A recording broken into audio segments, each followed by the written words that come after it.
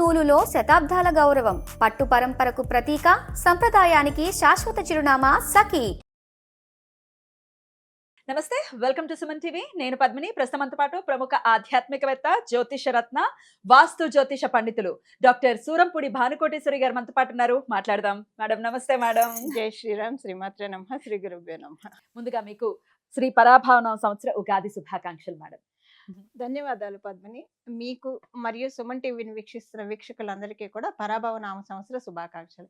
ఈ ఉగాది మీ జీవితంలో నవవసంతాలని మన జీవితాల్లో నవవసంతాన్ని కురిపించాలని, మనందరం కూడా ఆనంద డోలికల్లో తేలిపోవాలని చెప్పి, మనకున్న కష్టాలన్నీ కూడా తగ్గిపోవాలని చెప్పి జగన్మాతని మనందరి తరఫున మనస్ఫూర్తిగా ప్రార్థిస్తున్నాను. థ్యాంక్ యూ అండి. Thank you so very much. ఒక్కసారి ఈ ద్వాదశ రాశులకి కూడా మనం ఖచ్చితంగా రాశి ఫలాలు అంటే తెలుసుకోవాలి అని అంటే అది ఉగాదికి మాత్రమే మనకు ఉన్నటువంటి సాంప్రదాయం. కాబట్టి మరి పరాభావన సంవత్సరం పేరేమో పరాభావం కదా, మరి అవమానం కదా, ఒకంత భయంగా ఉంది. మరి అంత భయపడాల్సిన అవసరం ఉందా? ద్వాదశ రాశులకి కూడా ఎటువంటి ఫలితాలను ఇవ్వబోతోంది గోచారం ఒక్కసారి మీ ద్వారా తెలుసుకోవాలనుకుంటున్నాను. తప్పకుండా పద్మిని. పరాభవం అనేది గోచారం మనకి ఇప్పుడు జూలై వరకు కూడా గురు భగవానుడు మిథున రాశిలో ఉంటాడు. జూలైలో మిథున రాశి నుంచి కర్కాటక రాశిలోకి వస్తారు. శనేశ్వరుడు మటుకు మీన రాశిలోనే ఉంటారు, శని మహారాజు. రాహుకేతువుల ట్రాన్సిట్ ఈ డిసెంబర్లో మారుతుంది, 2026 డిసెంబర్లో. వీళ్ళు ఏంటంటే ఊరందరిది ఒక దారి అయితే ఉలిపిట్టది ఒక దారి అన్నట్టు రివర్స్ అనమాట. వాళ్ళు ఉండేది రిట్రోగ్రేషన్ లో ఉంటారు కాబట్టి కుంభం నుంచి మకరానికి, అలాగే సింహంలో ఉన్న కేతు భగవానుడు కర్కాటకానికి వెళ్తారు. బట్ ఇదేంటంటే ఒక మేజర్ ఇంపాక్ట్ అనేది డెఫినెట్ గా ఈ సంవత్సరము, అన్ని సంవత్సరాలు వచ్చే మనకి ఉగాది ఫలితాలు ఒక ఎత్తు అయితే, డెఫినెట్ గా ఈ సంవత్సరం ఒక బ్యూటిఫుల్ థింగ్స్ అనేవి అందరి జీవితాల్లో ఉండబోతున్నాయి. అవమానం ఉంటుంది అన్ని రాసుల వాళ్ళకని కాదు, కొన్ని రాసులు అది మనం రాశి వారిగా మాట్లాడుకున్నప్పుడు ఏ రాశి వాళ్ళకు ఉంటుంది అనేది నేను స్పెసిఫిక్ గా చెప్తాను. బట్ ఇదేంటంటే ఈ గురు భగవానుడు కర్కాటక రాశిలోకి రావడం అనేదే అందరి జీవితాన్ని సువర్ణమయం. ఆయన ఏంటంటే మిడాస్ టచ్, ఆయన ఎక్కడ ఉంటే, అందుకే గురుబలం గల వ్యక్తులు కూడా వాళ్ళ ఆరా ఉంటే అదేంటంటే వాళ్ళకి మిడాస్ టచ్ అయిపోతుంది అనమాట. సో అది గురుబలం, కేవలంగా గురుబలమే మిడాస్ టచ్. పట్టినంత బంగారం అనేది ఆయన ఇవ్వగలుగుతాడు. సో బంగారానికి కూడా బంగారం అనే లోహానికి అధిపతి కూడా. సో ఆయన కర్కాటక రాశిలో ఉచ్చ స్థానంలో ఉండడం అనేది ద్వాదశ రాశుల వాళ్ళకి, ద్వాదశ లగ్నాల వాళ్ళకి, 27 నక్షత్రాల వాళ్ళకి డెఫినెట్ గా ఒక అల్టిమేట్ టైం ప్రారంభం అవుతుంది. అద్భుతం. మరి ద్వాదశ రాశులకి కూడా పరాభావన సంవత్సరం ఎలా ఉంటుందో ఒక్కసారి మనం మొదలు పెడదాం. మరి మిథున రాశి వారికి శ్రీ పరాభావన సంవత్సరం ఎలా ఉండబోతోంది మేడం? మిథున రాశిలో పుట్టిన వాళ్ళు, మిథున లగ్నంలో పుట్టిన వాళ్ళు, ఇప్పుడు ఏ రాశి ఫలితాలు మనం చెప్పుకున్నా రాశికి వర్తిస్తుంది, లగ్నానికి వర్తిస్తుంది, రెండిటికి వర్తిస్తుంది. ద్వితీయంలో గురు భగవానుడి సంచారం జూలై నుంచి, ద్వితీయంలో గురు భగవానుడి సంచారము వీళ్ళకి కుటుంబంలో ఉన్న కాంప్లికేషన్స్ ఏవైనా ఉంటే అవి తొలగిపోతాయి.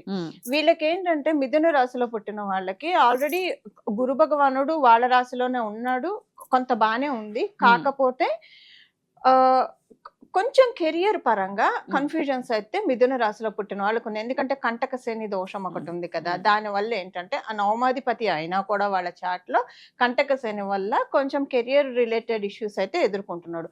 పాలిటిక్స్, కెరియర్ లో టూ మచ్ పాలిటిక్స్ మిథున రాశి, మిథున లగ్నాల్లో పుట్టిన వాళ్ళు ఫేస్ చేశారు ఇప్పటి వరకు. ఇప్పుడు దాంట్లోంచి రిలీవ్ అవుతారు. ఇదంతా రివర్స్ ఇంజనీరింగ్ అవుతుంది అనమాట. అంటే రివర్స్ ఇంజనీరింగ్ అంటే ఇప్పుడు ఏవేవైతే వీళ్ళ మీద పాలిటిక్స్ జరిగాయో ఆ పాలిటిక్స్ నుంచే వీళ్ళు గెయిన్ అవుతారు. అవే వాళ్ళకి ఇప్పుడు నిత్యంలో అవుతాయి. సో అది పరిస్థితుల రీత్యా కావచ్చు, వ్యక్తుల రీత్యా కావచ్చు, రెండిట్లో ఏది జరిగినా వీళ్ళకి ఇప్పుడు అది ప్లస్ అవుతుంది. కారణం ఏంటంటే గురు భగవానుడు జూలై నుంచి, ఇప్పుడు నేను చెప్పింది జూలై నుంచి ఎక్కువగా అప్లికేబిలిటీ ఉంటుంది పద్మిని. జూలై నుంచి జీవకారకుడైన గురు భగవానుడు కంటక శని మీద దృష్టి పెట్టడం వల్ల వీళ్ళకి వృత్తి స్థానం మీద జీవం పోస్తాడు. అండ్ వీళ్ళకి దశమాధిపతి కూడా ఆయన అయ్యాడు కదా. సో ఇప్పుడైతే జీవం ఆయన పోస్తున్నాడు ఈ సంవత్సరము. అలా వీళ్ళకి కెరియర్ పరంగా చాలా బాగా ఉంది. అలాగే విదేశాలు వెళ్ళాలనుకున్న వాళ్ళకి మంచి సమయము, విదేశంలో ఉన్న వాళ్ళు అక్కడ సెటిల్ అవ్వాలని అనుకుంటే ఇది చాలా మంచి సమయము.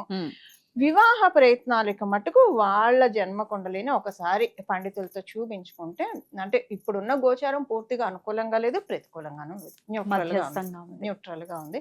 సో వాళ్ళ జన్మ జాతకాన్ని అనుసరించి అవి సాగుతాయి.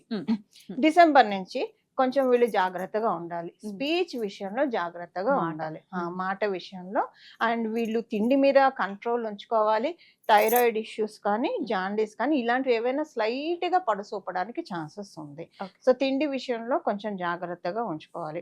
విపరీతమైన స్వీట్ క్రేవింగ్స్ ఒకటుంటాయి. ఈ క్రేవింగ్స్ వల్ల ఏంటంటే గురు భగవానుడు కొంచెం ఒబేసిటీని కూడా ఇచ్చే ఛాన్స్ ఉంటుంది. సో ద 8th హౌస్ మీద డైరెక్ట్ టాక్స్ ఆయన చూస్తూ ఉన్నాడు. సో ఆరోగ్యాన్ని ఇస్తాడు. దాంతో పాటు పుష్టి ఆ పుష్టి ఓవర్ అయిపోయే ఛాన్స్ ఉంది. అప్పుడు లావు అవుతారు కదా. చూడటానికి పుష్టిగా చక్కగా ఉన్నారని అనుకుంటాం కదా. అది అది ఎక్కువైపోతే కష్టం. కష్టం. సో అదొకటి వీళ్ళు చూసుకోవాలి. కొంచెం ఆహారం మీద ఎస్పెషల్లీ వీళ్ళ మీ డైనింగ్ టేబుల్ మీద లంచ్ టేబుల్ మీల్స్ లో స్వీట్స్ ఎక్కువగా లేకుండా వాళ్ళు చూసుకోవాలి.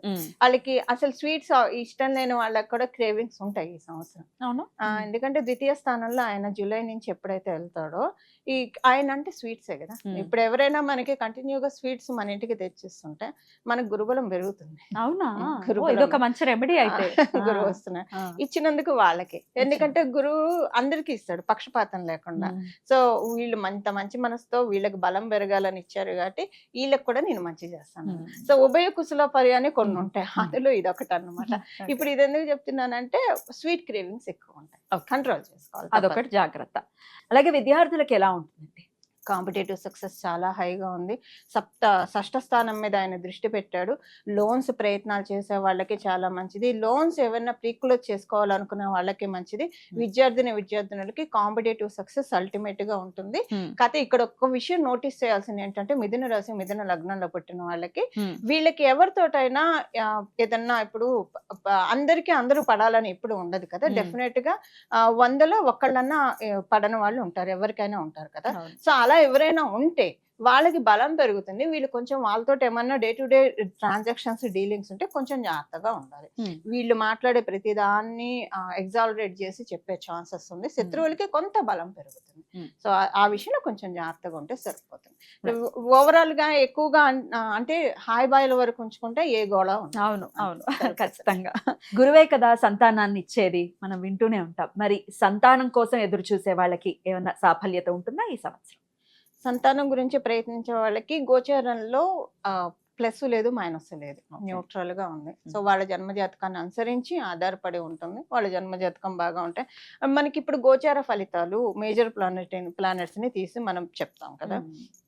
అలాగే స్మాల్ ట్రాన్సిటింగ్ మాస ఫలితాలు వాటిలో ఏమన్నా ప్లసెస్ వస్తే అప్పుడు అవుతుంది. బట్ వాళ్ళ జన్మజాతకం బాగా ఉంటే ఉంటుంది. ప్రస్తుతం అయితే గోచారం ప్లస్ లేదు, మైనస్ లేదు, న్యూట్రల్ గా ఉంది సంతానం విషయంలో. కానీ వీళ్ళకి సంతానం ఉన్నా వీళ్ళకి కాంపిటేటివ్ సక్సెస్ అయితే చాలా బాగా ఉంది. ఆల్రెడీ సంతానం ఉంటే కనుక కాంపిటేటివ్ సక్సెస్ చాలా బాగా ఉంది. నేను చెప్పినట్టు స్టార్టింగ్ లో విదేశాలు వెళ్ళాలనుకున్న వాళ్ళకి చాలా ఉత్తమమైన సమయం. రాహు భగవానుడు 8th హౌస్ లో ఎంటర్ అవుతున్నాడు. 8th హౌస్ లో ఎంటర్ అయినప్పటి నుంచి వాళ్ళకి విదేశ దూరంగా వెళ్ళాలనుకున్నా, విదేశీ ప్రయత్నాలు చేయాలనుకున్నా వీటన్నిటికీ కూడా అల్టిమేట్ గా ఉంటుంది. అద్భుతం. మరి వీరు చేసుకోవాల్సినటువంటి పరిహారాలని కూడా ఒక్కసారి చెప్పండి మేడం. పరిహారం పద్మిని, ఈసారి ద్వాదశ రాశుల వాళ్ళకి, ద్వాదశ లగ్నాల వాళ్ళకి ఎప్పుడైతే శనైశ్వరుడు కుంభరాశిలో వచ్చారో అందరికి కామన్ రెమెడీ ఉంటుంది. ఇప్పుడు గురు భగవానుడు కర్కాటక రాశిలో రావడము. సో అందరికి కామన్ రెమెడీ ఉంటుంది. అందరూ గురుబలాన్ని పెంచుకోవాలి. మీ దాంట్లో గురుబలం ఉంటే ఉండొచ్చు గాక మళ్ళీ పెంచుకోవడము. సో అంటే మనకి ఏమన్నా వస్తాయంటే మనం ఏం కాదని చెప్పాం కదా.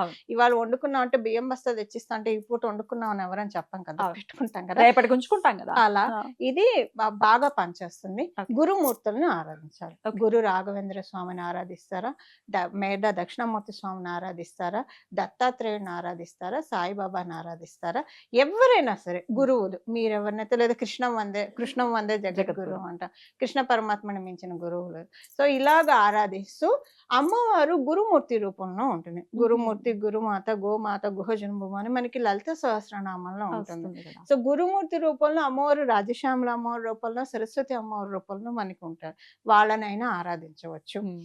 ఎక్కువగా ప్రతిరోజు స్నానం చేసిన వెంటనే ఇమ్మీడియట్ గా ప్రతి రాశి వాళ్ళు, ప్రతి లగ్నం వాళ్ళు, 27 నక్షత్రాల వాళ్ళు దేవుడికి ఎలానో పూజ చేసుకుంటాం. ఉమ్. ఒక్క 5 నిమిషాలు మీ డేలో దక్షిణామూర్తి స్వామివారి వంక చూడడం అనేది ఒక ప్రాక్టీస్ గా Okay. పెట్టుకోవాలి. అలవాటు చేసుకోవాలి. మీ ఇప్పుడు జన్మ జాతకంలో గురుబలం లేని వాళ్ళకి ఇప్పుడు ఆ గోచారంలో అవకాశం ఇస్తుంది. వాళ్ళు స్ట్రెంగ్ చేసుకోవడానికి. జూపిటర్ బలం అందరికీ కావాలి. అవసరం. జూపిటర్ బలం ఉంటే ఉమ్. ఆయన కాపాడేది మామూలుగా ఉండదు. ఒక సపోర్ట్ అనేది దొరుకుతుంది. ఇంకా ఆయనకి ఎవరు అడ్డు కూడా చెప్పలేరు. ఎంత అడ్డు చెప్పినా ఈయన కాపాడేస్తాడు అంతే. ఎందుకంటే దేవదానాలకి యుద్ధం అయినప్పుడు ఎండ్ ఆఫ్ ద డే దానవులు ఓడిపోతారు, దేవతలు గెలుస్తారు. గెలుస్తారు. సో ఈ మన లైఫ్ లో ఉన్న ఈ దేవదానవ సంగ్రామం నుంచి మనము ఒక దానవులు అంటే కష్టాలు అనుకుందాం అంతే. కాసేపు. కష్టాల నుంచి బయటపడి విజయాన్ని కైవసం చేసుకోవాలంటే దేవతా బలం కావాలి, ఓకే. గురు బలం కావాలి. ఓకే. సో దక్షిణామూర్తి స్వామివారి ఆరాధన ఎవరిదైనా ఆరాధన చేసుకోవాలి. వాస్తు పండితులు కూడా కాబట్టి మీరు ఒక ఇంట్లో ఖచ్చితంగా ఈ దిక్కున స్వామి పటం ఉండాలి ఆ. అనేది ఏదైనా దిక్కుందా? అక్కడ మేము పెట్టుకొని ఖచ్చితంగా చూసే విధానాన్ని ఒక్కసారి చెప్తారా? చాలా మంచి ప్రశ్న తీసుకున్నారు. ఇప్పుడు ఈ ప్రశ్న చాలా ఆప్ట్. అందుకే మీరంటే అంటే కరెక్ట్ గా రైట్ టైంలో రైట్ ప్రశ్న అడుగుతారు. Thank you. ఈ వాస్తు శాస్త్రం ప్రకారం మనం చూసుకున్నాం, మనకి వేదాల్లో అంటే పురాణాల్లో ఉన్న శాస్త్ర విషయం కూడా Hmm. ఇంట్లో ఉత్తరం గోడకి దక్షిణామూర్తి స్వామివారి బొమ్మ ఉంటే మంచిది. అంటే ఉత్తరానికి ఉంటాడు, ఆయన దక్షిణాన్ని దక్షిణానికి చూస్తూ ఉంటాడు. Okay. దక్షిణానికి చూస్తే ఇప్పుడు సో మనం ప్రాక్టికల్ గా మాట్లాడుకుంటే మనం జనరల్ గా ప్రాక్టికల్ లౌకికంగా ప్రాక్టికల్ అనుకుంటాం. ఆత్మపరంగా ప్రాక్టికల్ గా మాట్లాడుకుంటే Hmm. మనకి మళ్ళీ లైఫ్ చక్రంలో మనం పడకూడదు పడకూడదు. కదా. మనం బోల్డన్ని లోకాలు ఉన్నాయి. తపోలోకంలోకి Hmm. వెళ్ళాలో లేదా ఏదో ఒక Hmm. లోకంలో వెళ్ళాలి. అలా వెళ్ళాలంటే దక్షిణం వైపు వచ్చే దానికి మనం అడ్డుగోడయ్యాలి. అది Okay. మనతో కాదు. ఆ, దక్షిణామూర్తి స్వామివారే ఎగురు. okay. ఎప్పుడైతే Hmm. మనం ఉత్తరం వైపు చూడడం అనేది మనం ఊర్ధ్వముఖంగా వెళ్ళడం, దక్షిణం వైపు చూడడం అనేది అధోముఖంగా ఆ. వెళ్ళడం. సో ఈ అధోముఖం నుంచి మనల్ని తప్పించి ఊర్ధ్వముఖంలో మనల్ని అప్లిఫ్ట్ చేసేది కేవలంగా ఒక గురు భగవానుడే Okay. కదా. దీనికి కేతు బలం కూడా తోడు కావాలి. Okay. అందుకే దక్షిణామూర్తి స్వామివారిని నేను ప్రత్యేకించి అసలు మామూలుగా ఎవరికైనా ఇంట్లో ఉత్తరం గోడకు Hmm. ఉంటే మంచిది. నేను ఎందుకు చెప్తున్నానంటే ఆయన కాళ్ళ కింద అపస్మరుడు అనే రాక్షసుడు ఉంటాడు. ఆ, ఆయనే మన రాహుకేతువుగా భావించి hmm. దీన్ని తొక్కేసి అంటే నాకు మళ్ళీ లైఫ్ సైకిల్లో వాళ్ళకి ఎక్కువగా లైఫ్ సైకిల్లోకి Exactly. తెచ్చేది. ఆ లైఫ్ సైకిల్లోకి రాకుండా నన్ను కాపాడు, ఈ జీవుని కాపాడు. ఎప్పుడైతే మనం జీవుడు అని అనుకుంటూ ఉంటామో ఇలానే ఉండిపోతాం. కాదు, ఈ జీవాత్మ పరమాత్మే జీవాత్మ. అందుకే మనకు ఉపనిషత్తుల్లో చెప్తారు కదా, శ్వేతకేతు తత్వమసి అనే ఇది ఒక కథ ఉంది, అది చెప్తారు. Mhm.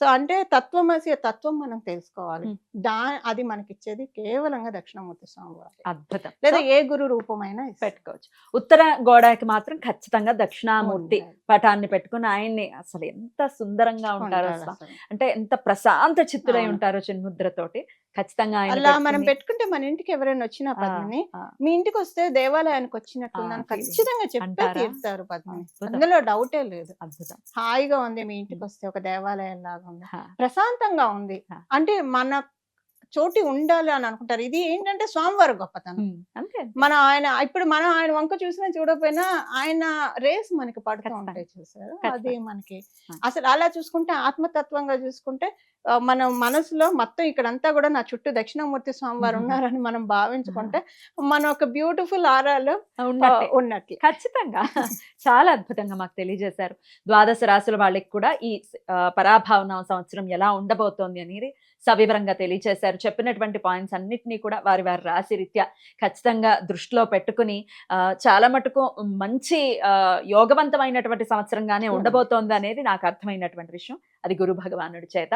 సో అందరం కూడా సంతోషంగా ఉండాలి ఈ సంవత్సరం అంతా అని మనస్ఫూర్తిగా కోరుకుంటూ చాలా చక్కటి వివరణను అందించారండి. కృతజ్ఞతలు. నమస్కారం అండి. మంగళం. నమో భగవతే వాసుదేవాయ.